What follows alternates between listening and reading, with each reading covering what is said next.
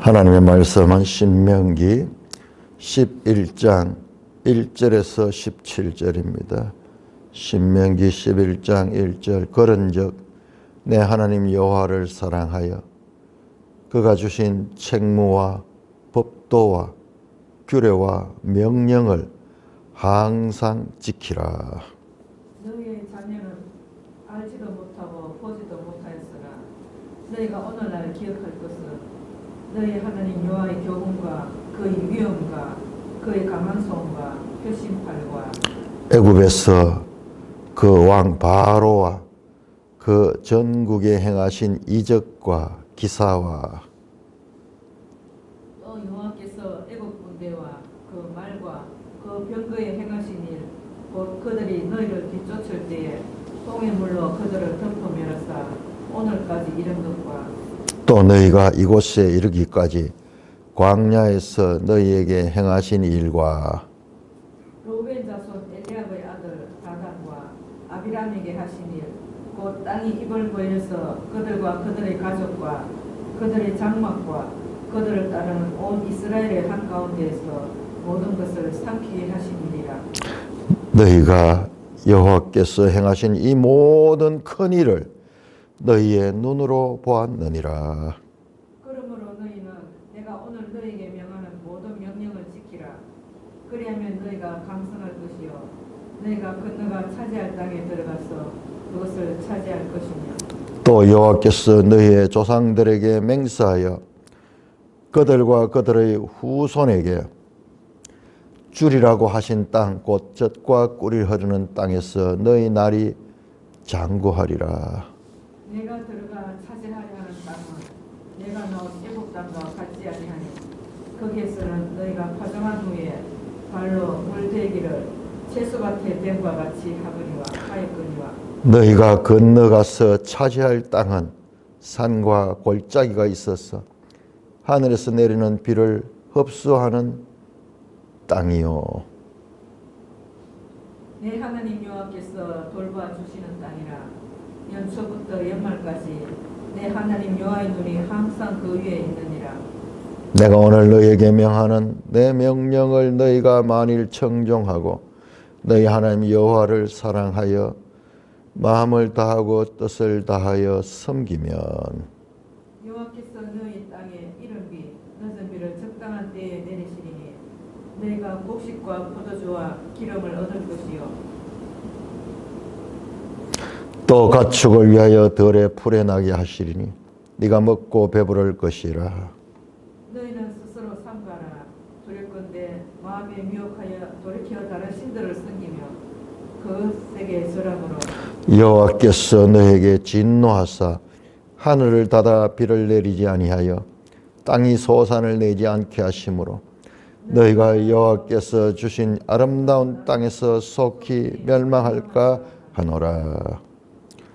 오 하나님 아버지 은혜를 감사합니다. 오늘 모압 평지에서 이스라엘 자손들에게 하시는 그 말씀 오늘 이 시대 우리에게 하시는 말씀으로 깨우쳐 주시니 감사를 드립니다. 예수님 이름으로 감사하며 기도드리옵나이다. 아멘. 자, 11장 1절에서 7절까지는요. 이스라엘의 역사, 그동안 출애굽해서 여기까지 오기까지 있었던 그 역사 가운데서 하나님이 행하신 일을 말씀하며 이들에게 하나님이 누구신가를 깨우쳐 줍니다. 먼저 여호와를 사랑하며 그가 주신 책무와 법도와 규례와 명령을 항상 지키라. 책무와 법도와 규례와 명령, 이게 하나의 지금까지는 법, 규례와 법도 이 두 개가 많이 나왔는데 여기는 또 책무와 법도, 규례와 명령 이런 식으로 네 개가 말씀으로 이렇게 나오는데요. 이스라엘 지금 우리 성경에 히브리어로 된 이 성경의 이 표현법이 거의 평행법으로 돼. 평행법. 평행법이 뭐냐? 우리 인크루저 봤죠? 시작과 끝이 서로 같은 내용으로 평행을 이루잖아요. 그러면서 잠언 같은데 이제 그 시가서, 지혜서 같은 데는 그게 더 심한데 한 절 속에도 평행을 이루는 거야. 예를 들어 여기 같으면은 책무와 법도, 규례와 명령, 짝을 이루는 거야. 그래서 이렇게 하면은 기억이 잘 돼요. 기억이 잘 돼요. 우리도 노래 같은 거를 어떻게 기억을 하는가 이래 보면은 노래들이 전부 평행법으로 되어 있어요. 평행법으로. 그래서 책무가 뭐고 법도가 뭐고 규례가 뭐고 명령이 뭐고 이걸 하나 분석하는 그렇게 해가지고 막 그렇게 분석하는 경우도 있는데 그거는 이 히브리적인 표현을 우리가 잘 몰라서 그건 오히려 헬라적으로 사물을 분석하는 거예요. 그럼 이게 뭐냐? 책무가 뭐고 법도도 뭔데 그 뭐 의미 없는 단어를 썼단 말인가?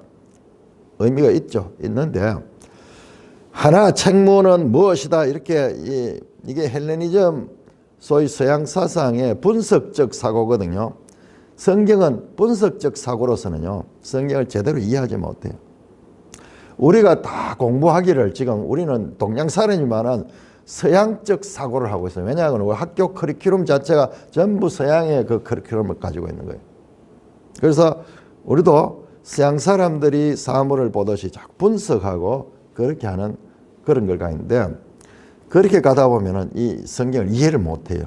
책무가 뭐고 법도가 뭐고 규례가 뭐고 명령이 뭐고 이걸 막 분석하다 보면은 지금 하나님 말씀하자는 것을 놓쳐버려. 그래서 이런 것들은 나중에 보면은 쭉 하다 보면 지대로 뜻이 올라요. 한마디로 하나님 말씀이요. 하나님 말씀.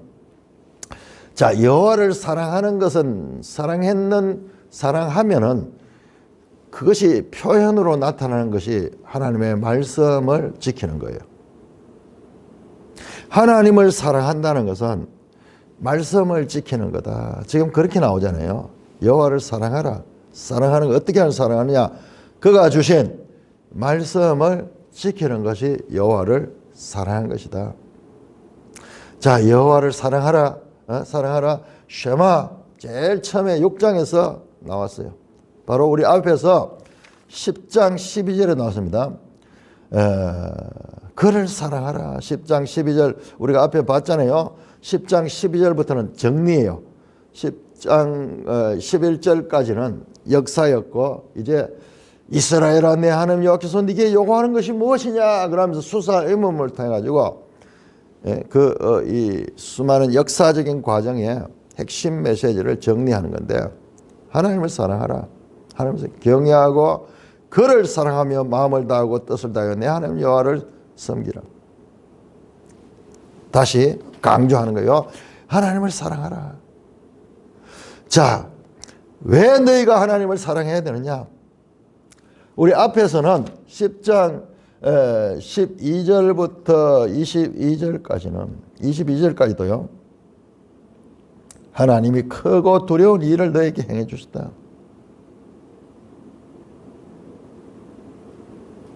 하나님이 네 조상들을 기뻐하고 사랑해 주셨고 그 다음에 하나님이 그들을 크고 두려운 일로 너희를 애굽 땅에서 70명이 내려가서 하늘의 별같이 지금 많게 했다. 지금 한 200만이 된다 그러잖아요. 한 200만이 된다. 자, 거기에 보면은 21절에 10장 20절 크고 두려운 일을 너희로 했다. 자, 여기쯤에 그러니까 10장 12절에서 22절이나 11장 1절에서 17절이나 같은 내용의 반복이에요. 자, 10장 12절도 네 여호와를 경외하고 그의 도를 행하고 그를 사랑하며 마음을 다하고 뜻은 하나님을 섬기라 그랬죠. 그 다음에 왜 그러냐? 그가 너희 조상들을 사랑하셨고 뿐만 아니라 그가 크고 두려운 일을 너희에게 했다. 21절에 네 찬송이여 하나님이다. 왜냐? 네 눈으로 본 이같이 크고 두려운 일을 너를 위하여 행했다. 너희 조상들이 겨우 70명 더 갔지만은 지금 하늘의 별과 같이 많게 하는 이 놀라운 크고 두려운 일들을 하신 분이 하나님이기 때문에 그를 사랑해라. 지금 요 11장 1절에서 7절도 마찬가지예요. 왜 사랑해야 되느냐? 이게 구체적으로 나오는데 2절에 보면은 강한 손과 펴신 팔과 애굽에서 바로와 그에게 행하신 이적과 기사, 이거 행하신 일들이죠. 그 다음에 애굽 군대와 4절에 그 말과 병거에게 행하신 일, 홍해를 건널 때 행한 그 일이죠.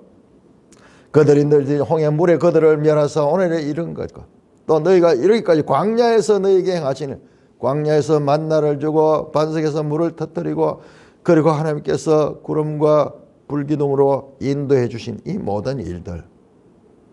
그 다음에 6절에 보면 르벤 자손 엘리압의 아들 다단과 아비람에게 하신 일. 이게 뭐냐 그러면 민수기 16장에 나오는데, 자 여기에서 아주 섬세하게 보면요, 민수기 16장에 르벤 자손 엘리압과 다단이 하나님께 반역한 거 아니고 이들과 더불어서 레위 자손 고라와 그 후손들이 고라의 레위 자손 고라가 주동하고 이 사람들이 함께 합력했어요. 이게 무슨 사건이냐 그러면은 그 250명이 향불을 들고 나중에 지진이 나가지고 죽고 하는 그 사건이에요. 근데 여기에서는 레위 지파를 좀 빼놨어. 마치 르벤 지파가 혼자 단독으로 주도했는 것처럼 그렇게 하는데, 그것도 우리가 한번 참고로 이렇게 생각을 하면 나중에 보면은 이 신명기에서 레위 지파에 대해서 조금 이게 옹호하는 그런 부분이 있어요. 자, 모세가 당했거든요, 그때. 모세의 이 권위에 도전하면서 그렇게 그들이 대적했는데, 엘리압과 다단과 아비람에게 하시니 땅이 입을 벌려가지고 그들을 다 죽게 버렸어. 거기도 한 몇만 명이 죽었을 그 사건이 엄청나죠. 그들의 가족과 그들의 장막이 그들 따른 온 이스라엘을 한가운데 모든 것을 삼키게 하니라. 땅이 그들을 삼키. 너희가 여호와께서 행한 이 모든 큰 일을 너희 눈으로 보았느니라. 하나님은 이 모든 큰 일을 하신 분이다. 하신 분.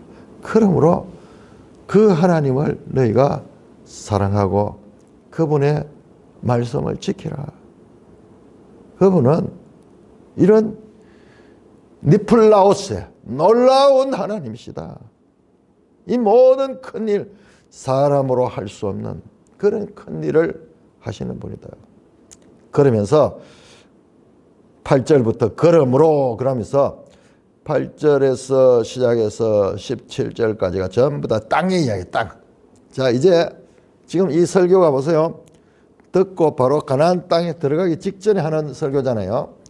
그래서 모압 언약은 참 장차 가나안 땅에 들어가서 행해야 될 규례들을 말씀하는 거예요. 지금 그 땅에 들어가시 얼마나 중요한 일인지 그 땅을 이야기를 합니다. 이제 주제가 땅으로 담아 그러므로 내가 너희가 명하는 모든 명령을 지키면은, 자, 명령을 지키면은, 하나님을 사랑하고 그 명령을 지키면은 너희가 그 땅을 차지할 것이다. 그 땅은 너희 조상들에게 맹세하여 9절입니다. 그의 후손에게 주리라고 하신 땅이다. 여기 후손이라는 단어가 이게 째라거든요. 이거를 우리가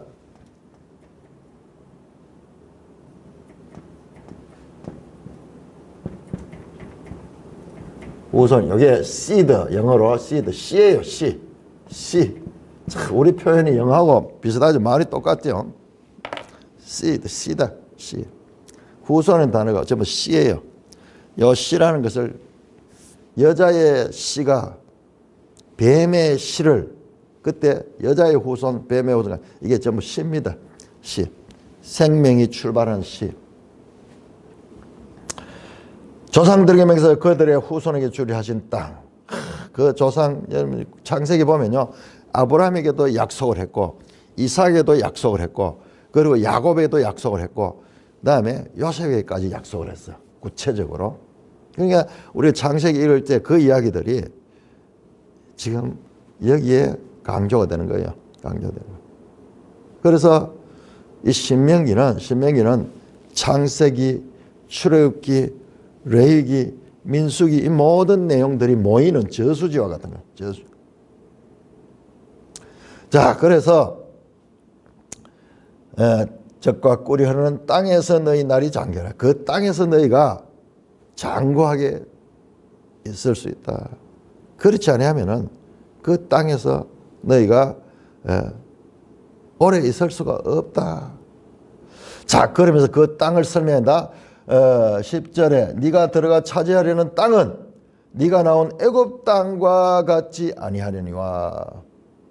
아니하다. 자, 애굽 땅과 그다음에 건너가서 차지할 땅 가나안 땅을 대조를 하는데, 애굽 땅은 어떤 땅이냐? 발로 물대기를 채소밭에 댐과 같이 하였다. 애굽 땅에 이건 무슨 말이냐면, 이게 애굽 땅은 수리답이에요. 수리답. 그러니까 나일 강물을 여러분, 애굽의 아주 나라가 길게 돼 있거든요. 긴데 도시가 발전한 건 전부 어디냐 하면 나일 강을 끼고 있는데, 그 주변은 나일 강 주변에는 높은 지대도 별로 없고 평지지대고, 그다음에 나일 강이 범람하면서 그 주변의 땅들이 비옥하다 그러잖아요. 비옥해지는. 그러니까는 여기에는 비로 농사를 짓는 게 아니라 그 나일 강을 활용해 가지고 농사를 짓는 거예요. 그 발로 물댄다 하는 말은 그 이 나일 강을 끌어 가지고 밭에다가 물을 댈 적에 발로 밟아 가지고 그들이 그 기계를, 우리도 얼마 전까지 그랬잖아요. 과거에 농사 때만 물 끌어들 때 발로 밟아 가지고 수차라 가죠. 수차를 이용해 가지고 그렇게 물을 끌어들였어요. 그 말이에요. 그러니까 수리답이라고. 수리답. 그 이 댐이나 강의 물을 이용해 가지고 농사를 짓기 때문에 이 농사는 인간의 지혜를 중요시해요. 그러니까 댐을 만든다거나 물길을 만들어 가지고 이용하는 거예요. 그런데 너희가 건너가서 차지할 땅은 산과 골짜기에서 하늘에서 내리는 비를 흡수하는 땅이다. 여기는 그게 불가능한 거예요. 여러분, 수리답이 산으로 물을 올라갈 수 없잖아요. 뭐 요즘은 뭐 기계를 써가지고 할 수 있지만은 이 당시로는 그게 불가능하거든요. 땅 자체가, 거기는 평지니까, 그리고 바로 강가에 있으니까 가능한데, 여기는 산지야. 산지고 비도 많이 오는 데가 아니야. 그러니까 이걸 갖다 천수답이라고 하죠. 천수답. 하늘에 물을 통해 가지고 농사를 지어야 되는 그런 땅이고, 여기는 수리답이에요. 자, 이걸 보니까는 과거에 창세기에서 아브라함과 롯이 이제 헤어질 적에 아브라함이 선택권을 줍니다. 롯에게. 네가 원하는 땅에 네가 가라. 우리가 서로 이제 헤어져야 되는데 너에게 우선권을 주겠다. 그래서 이 롯이 택한 땅이 평지, 물이 넉넉한 평지 땅을 택해. 그게 바로 소돔이에요. 소돔 땅. 그런데 아브라함이 택한 곳이 헤브론, 산지야. 헤브론 갈 때는 산지라는 그 이 지형까지 보통 많이 나옵니다. 그게 누가 봐도 평지가 좋지, 산지는 얼마나 농사를 지을 수도 없고 얼마나 불편하겠어요. 지금 그런 거예요. 애굽 땅과 달리 가나안 땅, 젖과 꿀이 흐르고 살기 좋다 그랬는데, 사실상 이 말은 그렇게 살기 좋은 땅이 아니에요. 그런데 이 땅은 어떻게 해야 되냐 그러면, 하나님께서 주시는 땅인데 늘 하나님이 그 땅을 새초부터 새말까지, 연초부터 연말까지 네 하나님 여호와 항상 그 땅이 뭐냐 그러면, 여기에서 살기 위해서는 하나님의 은혜를 통해서 살 수 있는 거야. 그러면은 잘 순종하고 하나님의 명령을 따라가면은 하나님께서 땅에 비를 주는 게, 이른 비와 늦은 비를 적당한 때에 내려주는 거예요. 그러면은 너희가 곡식과 포도주와 기름을 얻을 것이요 또 가축을 위하여 들에 풀이 나게 하시니 네가 먹고 배부를 것이라. 이 땅은 하나님과의 관계가 잘 되면은 잘 살 수 있지만은, 반대로 하나님의 관계가 흐트러지면은 하나님이 침묵해버려. 비도 주지 않고 늦은 비도 안 주고 이른 비도 안 주고 그러면 다 기근으로 죽는 거죠. 자, 오늘날 우리는 이 수리답 애굽 땅과 같은 땅을 다 구하죠. 구하잖아요. 거기는 뭐하면 항상 오늘날 현대인들은 사는 게 전부 뭐 비가 와도 뭐 비를 전혀 맞지 않고 그다음에 뭐 우리도 지금 물도 좀 수도를 이용해 가지고 이런 사실 우리가 살고 있는 좀 수리답이에요. 이게 인간 문명이야. 그건 천수답은 오직 하나님만 의지해야 되는 그런 것이에요. 그러니까 이게 하나님 없이는 살 수 없는, 그러니까 하나님 없이 수리답으로 살 수 있는 것이 좋은 것이 아니라 오히려 하나님으로만 살 수 있는 이것이 우리가 그 믿음의 길을 가는데 우리에게 하나님께서 주시는 땅이에요. 주신 땅이에요. 그래서 우리는 쟁겨놓고 그냥 늘 안전하게 살고 싶은 욕구가 인간에게 누구나 다 있어요. 그래도 불구하고 거기에 매몰되면 안 돼요. 항상 하나님의 공급을 바라는 그런 삶을 사는 것이 복된 삶이에요. 복된 삶. 복된 삶이에요. 오직 하나님께서 이른 비를 주시고 늦은 비를 줄 때 살 수 있는 거예요. 그러면요, 하나님과의 관계가 바로 되면 늘 잘 살 수 있어요. 그래도 수리답이 아니라도 하나님께서 늘 적당하게 때를 따라 베풀어 주시기 때문에. 그런데 그게 싫은 거야. 늘 하나님의 의지하는 게 싫으니까는 수리답을 원하는데 늘 하나님의 공급을 바라면서, 그러면 하나님께서 적당하게 비를 내주고 그리고 너희가 다 먹고 배부르게 될 것이다. 16절입니다. 자, 우리 계속 신명기에서 나오는 또 하나의 주제가 뭐냐? 축복으로 인한 이 저주.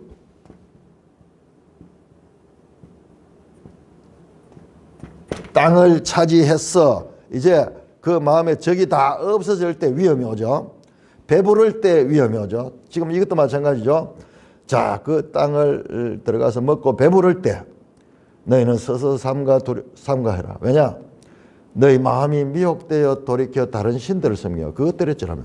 이 땅의 풍요의 신들, 그 당시에 가나안 땅이던 바알과 아스도롯 같은 풍요의 신들을 섬기며 그것에게 절함으로 여호와께서 너에게 진노하사 하늘을 달아 비를 내지 않으면 땅에서 너희가 우상을 숭배하고 이러면 하늘에서 이런 비와 늦은 비를 주지 않는 거예요. 그러니까 우리 성경에 가뭄에 관한 이야기가 그렇게 많이 나오죠.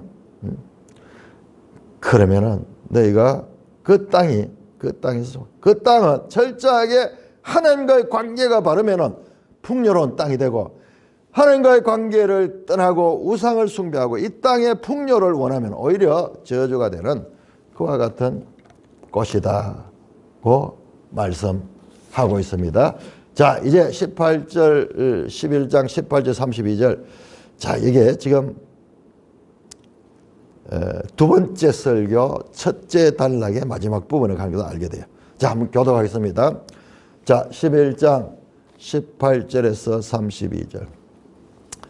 11장 18절에 이러므로 너희는 나의 이 말을 너희 마음과 뜻에 두고 또 그것을 너희 손목에 메어 기호로 삼고 너희 미간에 붙여 표로 삼으며 또 그것을 너희 자녀에게 가르치며 집에 앉아 있을 때든지 길을 갈 때든지 누워 있을 때든지 일어날 때든지 이 말씀을 강론하고 또 내 집 문설주와 바깥문에 기록하라.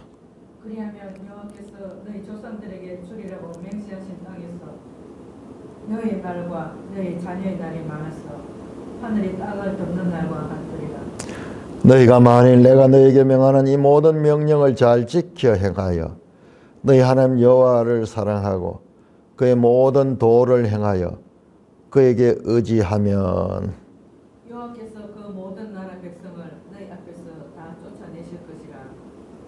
너희가 너희보다 강대한 나라들을 차지할 것인즉 너희의 발바닥으로 밟는 곳은 다 너희 소유가 되리니 너희 경계는 곧 광야에서부터 레바논까지와 유바라데 강에서부터 서해까지라.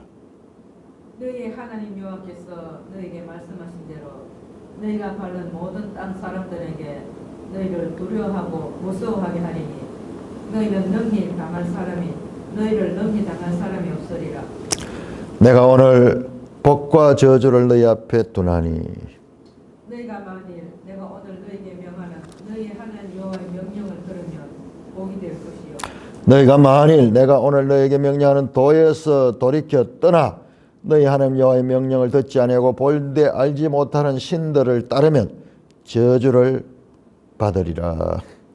내 하나님 여호와께서 내게 가서 차지할 땅으로 너를 인도하여 들이실 때에 너는 그리심산에서 축복을 선포하고 에발산에서 저주를 선포하라. 이 두 산은 요단강 저쪽 곧 해지는 쪽으로 가는 길 뒤 길갈 맞은편 모래상수리 나무 곁에 아라바에 거주하는 가나안 족속의 땅에 있지 아니하냐. 너희가 요단을 건너 너희 하나님 여호와께서 너희에게 주시는 땅에 들어가서 그 땅을 차지하려 하나니 반드시 그것을 차지하여 거기 거주할지라. 내가 오늘 너희 앞에 베푸는 모든 규례와 법도를 너희는 지켜 행할지니라. 자, 12장 1절 한번 보시면요. 내 조상 하나님 여호와께서 내게 주신 땅 차진 땅에서 너희가 평생에 지킬 행할 규례와 법도는 이러하니라 그러면서요. 다시 이제 새로운 그 내용이 나오는데, 자, 여기까지가 우리 신명기를 연구한 학자들이 여기까지가, 자, 이 구조를 아는 것이 중요하다 그랬죠. 이 구조를 모르면요, 읽어도 무슨 말인지 몰라요. 그냥 좋은 말의 나열밖에 몰라요. 하나님의 말씀 아주 정교하게 되어 있어요. 자, 두 번째 설교가 이 4장 44절에서 자, 28장 68절까지 제가 29장 1절 이렇게 했죠. 이렇게 나누면 이게 두 번째 설교입니다. 두 번째 설교하는데 첫 번째 단락이 두 번째 설교에 크게 두 개로 나누시는데 첫 번째가 이 초반에 10계명이 있고 그 다음에 소위 큰 교훈이라고 그러는데 큰 교훈이라는데 여기에 11장까지 11장 여기 12장에서 28장까지로 크게 두 개로 나눴습니다. 자, 어떻게 해서 이렇게 나누게 되는가? 여러분 놀랍게도요. 오늘 말씀 한번 보세요. 오늘 말씀을 보시면은 18절에서 21절까지 이 말씀이 여러분 이게 어디서 나왔던 이야기예요? 내 마음에 떠쓰고 너희 그 손목에 매어 기호를 삼고 너희 미간에 붙여 포를 삼고 너희 자녀에게 가르치며 집에 앉았을 때 길을 갈 때 누웠을 때인지 일어날 때인지 이 말씀을 강론하여 내 집 문설주와 바깥문에게 정확하게 이것이 지금 어디에서 나오는 거냐 그러면은 바로 6장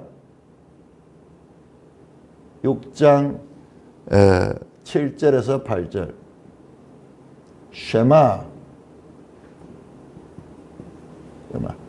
지금 여기에 11장 이제 마지막에 가서 다시 쉐마가 나와. 쉐마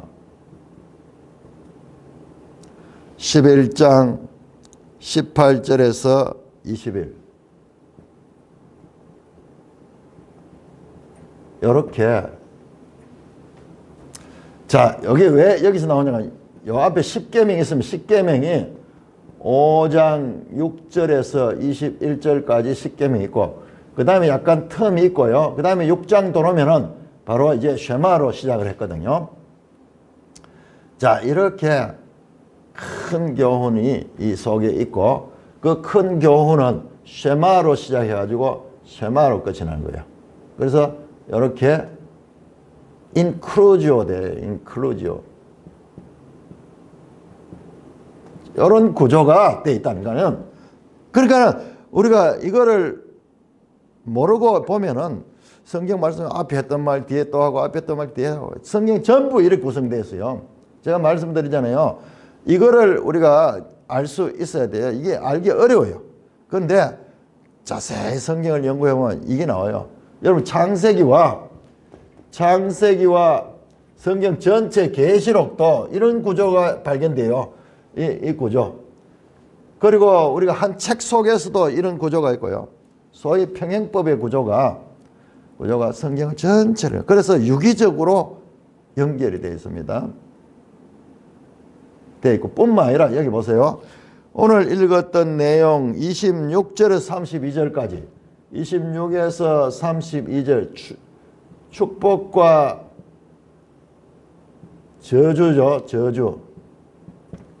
축복과 저주를 어디서 행하라 그러면 소위 그리심산, 에발산 나오죠. 이게 세겜 땅, 세겜의 축복과 저주를 행하는 이것을 말합니다. 자, 그런데 우리가 앞으로 보겠지만요. 27장 이제 마지막에 가기 전에 27장 1절부터 27장 여기에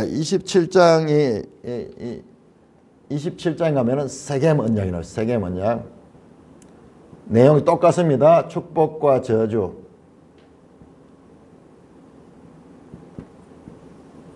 이렇게 또 인크로즈가 돼요. 자, 이 내용 전체가 지금 우리 매일 성경의 이 크리스토퍼 라이트는 이 부분의 내용을 확대한 십계명이라 그렇게 말했습니다. 그런데 이게 찾기가 쉽지는 않아요. 제가 읽어봐도. 그런데 전체로 보면은 십계명이 순서대로 녹여 있다는 것을 발견합니다. 그건 우리가 지금 앞으로 한번 확인해 보자고요. 확인해 보는데 이제 이런 틀을 가지고 보면 그래 보이는 것 같기도 한데, 제가 이런 연구가 지금 현재적으로 주류적인 그런 해석입니다. 그래서 두 번째 설교에서 크게 두 개의 설교하는데, 먼저 전반부의 11장까지, 그 다음에 12장에서 28장까지, 28장도 축복과 저주잖아요.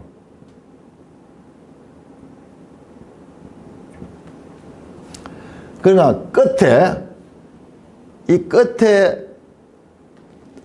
명령을, 규례를 주고 그 다음에 끝에 가서는 거기에 대한 평가를 하는 거예요. 마치 학기말고사 시험 치던 학생들이 한 학기가 끝날 때 시험 치듯이 항상 끝에 복과 저주, 잘 순종하면은 너희가 복을 받고 그렇지 않으면은 너희가 저주를 받는다.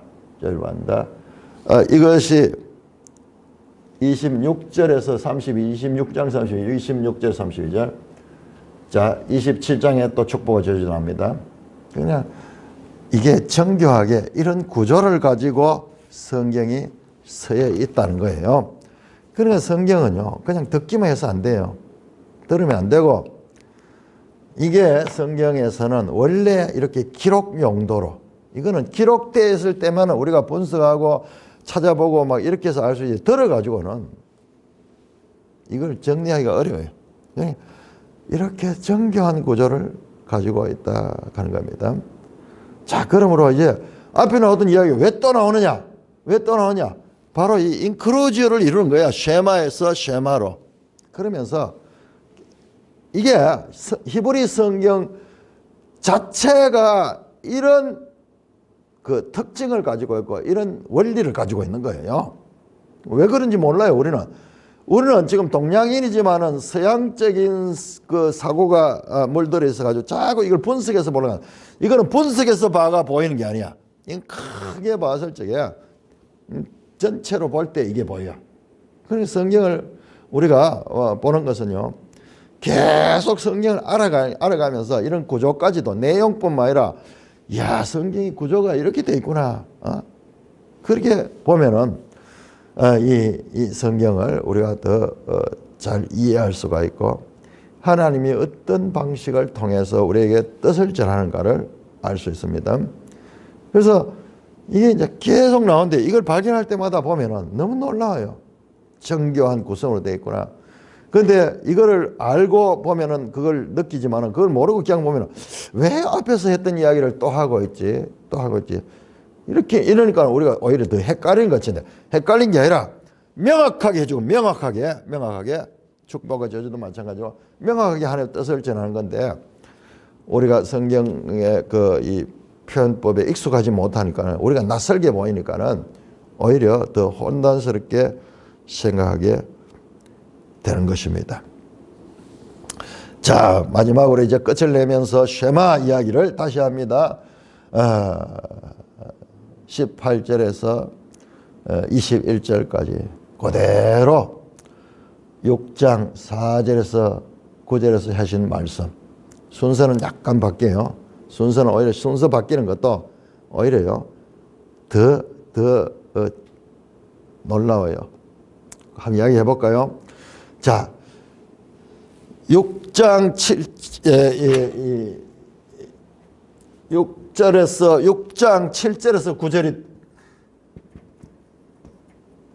9절이 쉐마에 나왔거든요. 그런데 지금 나오는 요 11장 여기에 나오는 쉐마는요. 순서가 어떻게 되냐면은 9절, 8절, 7절 이런 순서 거꾸로 되어 있어요. 거꾸로 되어 있을 뿐만 아니라 저 중간에 8절, 7절, 9절 되네. 8절, 7절, 9절. 8절이 먼저 나오고 7절이 나오고 9절이 나오고 요거하고 인크루즈를 이루면서도 그런 차이가 있습니다. 차이가 있습니다.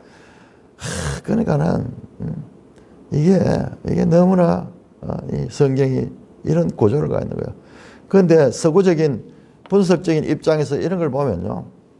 이해가 안 되는 거예요. 이해가 안 돼가지고 했던 말 중언부언하고 있다고 생각하는데 중언부언이 아니고 이거는 정확하게 뜻을 지금 명확하게 우리에게 알리는 그런 구조다. 이제 성경을 볼 적에는 이런 관점에서 봐야 돼. 성경적인 관점, 표현이 이런 식으로 되어 있다. 자, 그리고 22절입니다. 다시 한번 이제 최종적으로 정리합니다. 내가 명하는 이 모든 명령을 잘 지켜야 너희 하나님 여호와를 사랑하고 그의 도를 행하라. 먼저 하나님을 사랑할 때 우리가 그 명령을 지킬 수가 있는 거예요. 명령을 지켜서 사랑한 것이 아니라 내가 사랑하기 때문에 그 도를 행해야 한다.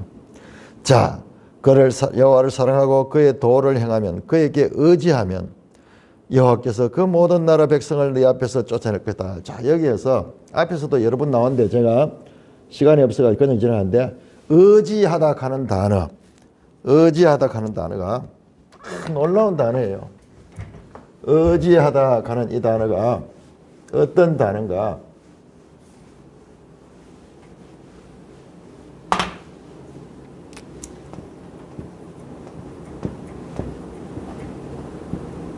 타바크. 요게 T거든요. T엇. B. 이거는 크. 타바크. 요 단어가요. 앞에서도 여러 번 나오는데, 의지하라. 내 하나님을 의지하라. 그에게 의지하라. 10장 20절에도 그에게 의지하고, 11장 22절에도 지금 여기에 나옵니다. 타바크하라, 의지하라.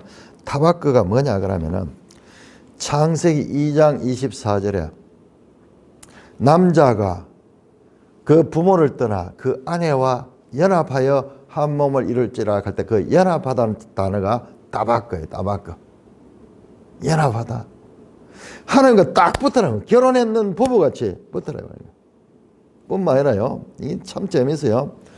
창세기 34장 보면 세겜의 그 이 추장 하몰이라는 세겜의 추장의 아들 이름이 세겜, 아들의 이름이 세겜이라.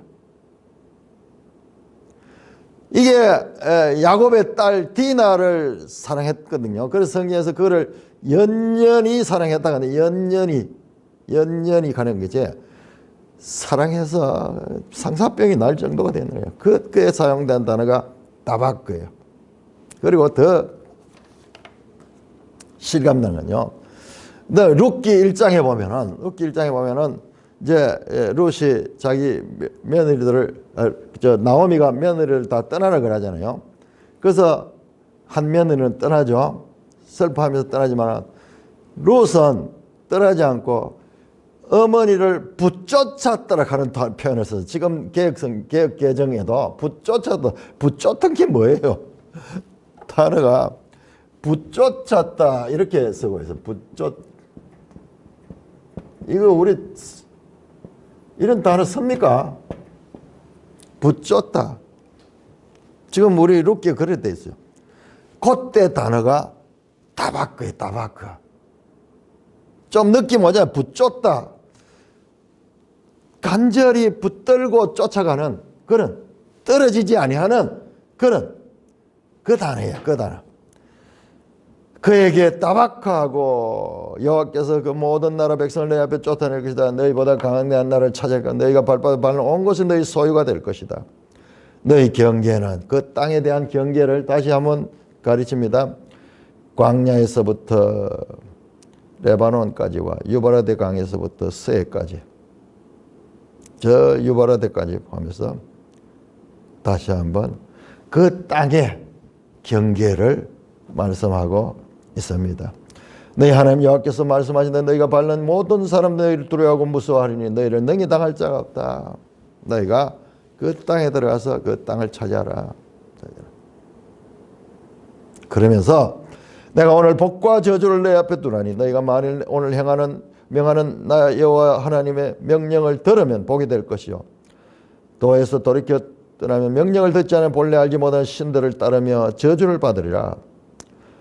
자, 이제 말씀합니다. 네가 가서 차지할 땅으로 너를 인도하여 들이실 때 그 땅에 들어가서 그 땅은 지금 이야기하는 이 땅은 지금 모압 땅에 있는 것이 아니라 요단강을 건너서 가나안 땅에 들어갈 때 나오는 거예요. 자, 우리 지도 한번 볼까요? 지도 143쪽. 여러분, 이게 지금 세겜 땅이거든요. 143쪽. 143쪽. 자, 보세요. 143쪽 사해에서 볼까요? 지금 너보산이 보이죠? 사해 오른편은 너보산 나오죠? 여기 지금 있거든요. 모압 평지. 자, 강을 건너면 제일 먼저 여리고 나오죠. 여리고. 그 다음에 아이 있죠. 지금 그리심산과 에발산이 있는 장소는 세겜 저 위에 있어. 저 위에 있어. 그러니까는 들어가자마자 이 땅에 가는 게 아니고 들어가서 제일 먼저 여리고를 정복하죠.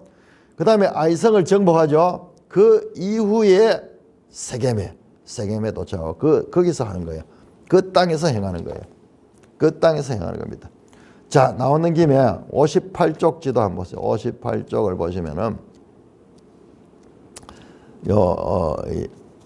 에벨 58쪽에 보시면은 에발산이 나오죠. 그 지도 실제 산 지도가 나오고 산 지도가 나오는데 에발산과 그리심 사이에 있는 이 세겜 시내 세겜 그러니까 이 세겜이 아주 이 산지 전체의 수도이고 왕국들이 발전. 이게 사마리아 땅이 사마리아 땅. 이 땅이 아주 살기 좋은 곳이에요. 땅이 탁 주변이 펼쳐져 있고 요 두 산 세겜산과 그리심산이 있는 그 장소를 이야기를 합니다. 자, 그 땅에 들어가서 나는 그리심산에서 축복을 선포하고 에발산에서 저주를 선포하라. 자, 이게 말씀드렸듯이 27장에 가서 또 나옵니다. 우리 한번 찾아볼까요? 자, 지금 이 구조를 이걸 발견하는 게 중요해요. 자, 신명기 27장. 자, 여러분 신명기 27장은 어디예요? 지금 마지막 두 번째 설교 지금 28장인데 그 27장은 마지막이잖아요. 마지막. 자, 27장 1절부터 나옵니다.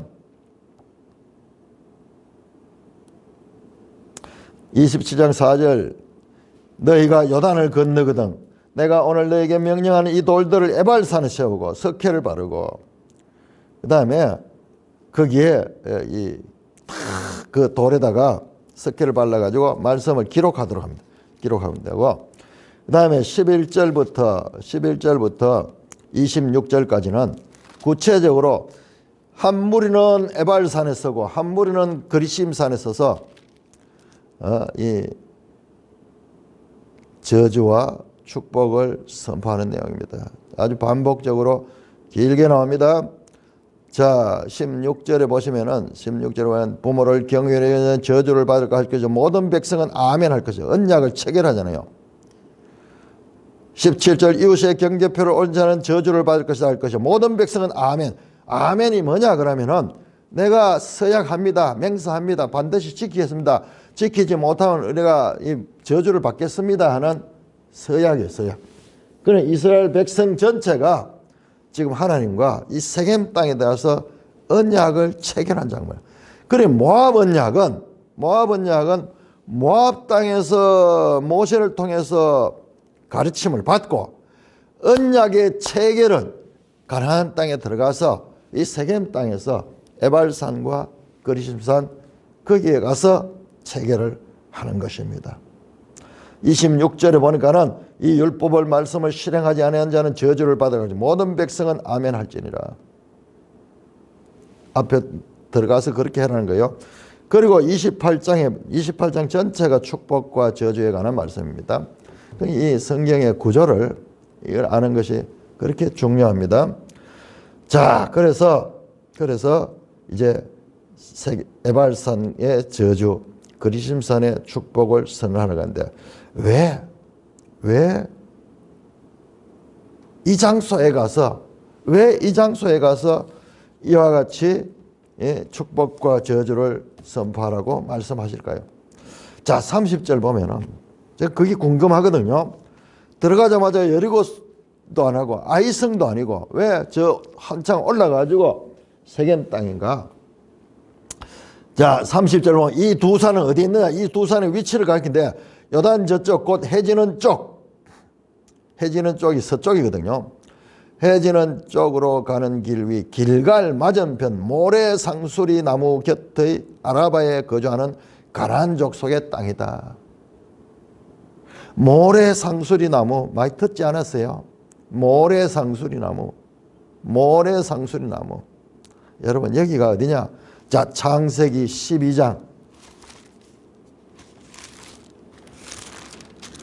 창세기 12장 6절 말씀. 5절부터 볼까요? 아브라함이 그의 아내 사레와 그의 조카 롯과 하란에서 모은 모든 소유와 얻은 사람들을 이끌고 가나안 땅에 가려고 떠나서 마침내 가나안 땅에 들어갔더라. 여러분 여기 마침내가요 얼마나 먼 길이 하란에서 가나안까지 걸어가지고 가족들이 왔으니까는 이 한 절 속에 엄청난 오랜 이 행군이 있었고 그 다음에 보세요. 6절에 아브라함이 그 땅을 지나 세겜 땅 모래 상수리 나무에 이르더라. 그때 가나안 사람이 그 땅에 거주하였더라. 지금 이 말씀은 지금 분명하게 창세기 이 12장 6절 말씀을 염두에 두고 기록했어요. 그 땅은 가나안 족속의 땅이 있지 아니하냐. 모래 상수리 나무 곁에. 아브라함이 처음으로 이 가나안 땅에 들어온 것이 바로 이 세겜 땅 모래 상수리 나무고. 우리 앞에서 계속 너희 조상에게 약속한 것, 너희 조상들과 약속한 땅, 이 땅은 너희 조상들과 약속한 땅이다. 여러분 여기에서요 아브라함이 바로 이 언약을 받습니다. 자, 창세기 12장